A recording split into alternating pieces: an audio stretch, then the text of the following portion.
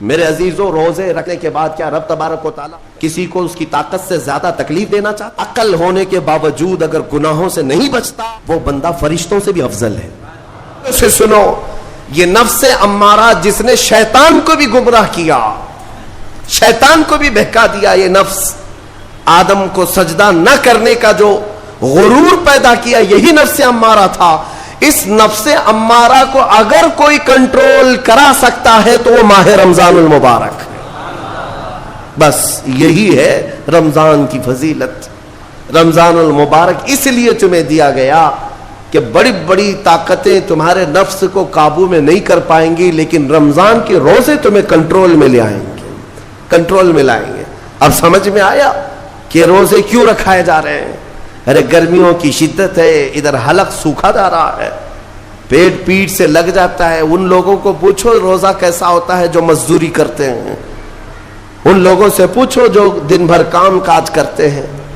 میرے عزیزوں، روزے رکھنے کے بعد کیا رب تبارک و تعالیٰ کسی کو اس کی طاقت سے زیادہ تکلیف دینا چاہتا ہے؟ نہیں میرے عزیزوں، وہ رحمان ہے۔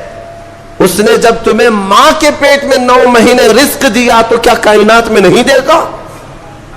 تمہیں ماں کے پیٹ میں بھی رزق دیتا رہا۔ تم جب دنیا میں آئے، تمہارے ماں کے سینے میں خون سے دودھ کس نے بنایا؟ تمہارے رزق کا انتظام کرنے والا وہ خدا۔ اگر تمہیں حکم دیتا ہے کہ صبح سے لے کر شام تک بھوکے رہو، تو یہ اس کا ظلم نہیں بلکہ یہ عین کرم ہے، اللہ تبارک و تعالیٰ کا رحم ہے تم پر، کہ وہ مولا ہماری اصلاح چاہتا ہے کہ ہمارے اندر تقوی آ جائے، جسم میں بھی اور روح میں بھی۔ اب ایک اور بات میں آپ کو بتا دوں، میں نے ایک بات پڑھی تھی نفس کے متعلق، یہ نفس امارہ، اسی لیے امام غزالی رحمۃ اللہ تعالی علیہ نے فرمایا اللہ کی جو مخلوق ہے وہ 3 طرح کی ہے، ایک فرشتے، دوسرے انسان، تیسرے جانور۔ یہ 3 الگ الگ قسم کی مخلوق ہیں، کیونکہ اللہ تعالیٰ نے تینوں کو جو چیزیں دی ہیں ان میں فرق ہے۔ فرشتوں کو اللہ نے عقل دیا ہے، نفس نہیں ہے۔ نفس، شہوت، برائی کرنے کی خواہش فرشتوں کے اندر ہے ہی نہیں، وہ سوچ بھی نہیں سکتے برائی کرنے کا۔ فرشتوں کو اللہ نے عقل دیا ہے، اور عقل عزت والی چیز ہے۔ اور جانوروں کو اللہ نے نفس دیا ہے، عقل نہیں، عقل والے نہیں ہیں جانور، عقل والے نہیں، لیکن نفس ہے، شہوت ہے، شہوت بھی ہے، نفس بھی۔ لیکن انسان ایک ایسی مخلوق ہے جسے اللہ نے عقل بھی دیا ہے، نفس بھی دیا۔ مطلب یہ ہے کہ تمہیں اللہ نے ایک چیز فرشتوں والی دی ہے، ایک چیز جانوروں والی بھی دی ہے، دونوں تمہارے اندر ہے، عقل بھی ہے، نفس بھی ہے۔ لیکن امام غزالی فرماتے ہیں، توجہ، جو بندہ نفس ہونے کے باوجود گناہوں سے اپنے آپ کو بچا لیا، وہ بندہ فرشتوں سے بھی افضل ہے۔ کیوں؟ فرشتے اس لیے بچے ہوئے ہیں کہ ان کے پاس نفس ہے ہی نہیں، اور تم بچ رہے ہو تو کمال کی بات ہے، نفس ہوتے ہوئے بھی گناہ سے بچ گیا تو اس انسان کا مقام فرشتوں سے بھی اعلیٰ ہے۔ لیکن ساتھ ہی امام غزالی یہ بھی فرماتے ہیں، عقل ہونے کے باوجود اگر گناہوں سے نہیں بچتا تو پھر وہ جانوروں سے زیادہ ذلیل ہے، کتے اور خنزیر سے بھی گیا گزرا ہے، کیونکہ جانور تو بیچارہ معذور ہے، اسے عقل نہیں ہے، نفس ہے۔ تمہارے پاس عقل ہے، اس کے باوجود حرام کاریاں کر رہے ہو تو جانوروں سے زیادہ گر گئے۔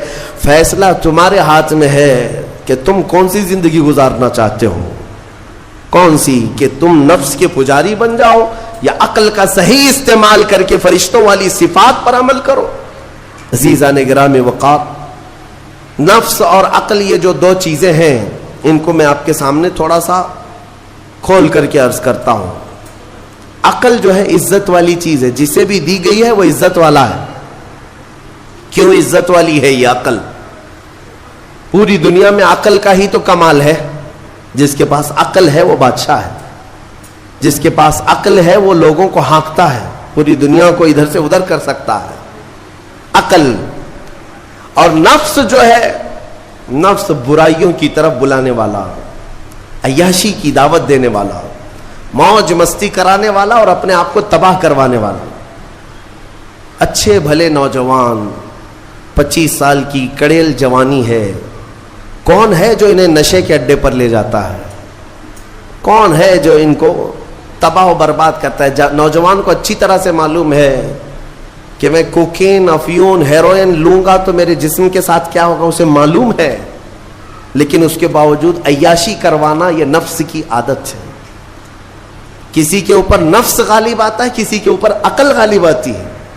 अकल जिसके ऊपर गालिब आ गई वो अच्छा आदमी है, नफ्स जिसके ऊपर गालिब आ गया वो शैतान का पुजारी हो गया, नफ्स की सुनने वाला। अब ये दोनों जो चीजें हैं मैं बताता हूं आपको। रिवायत में मिलता है कि जब अल्लाह ने अकल को भी पैदा किया और नफ्स को भी पैदा किया तो अपने सामने हाजिर किया, अकल से पूछा कि ए अकल बता मैं कौन हूं और तू कौन है?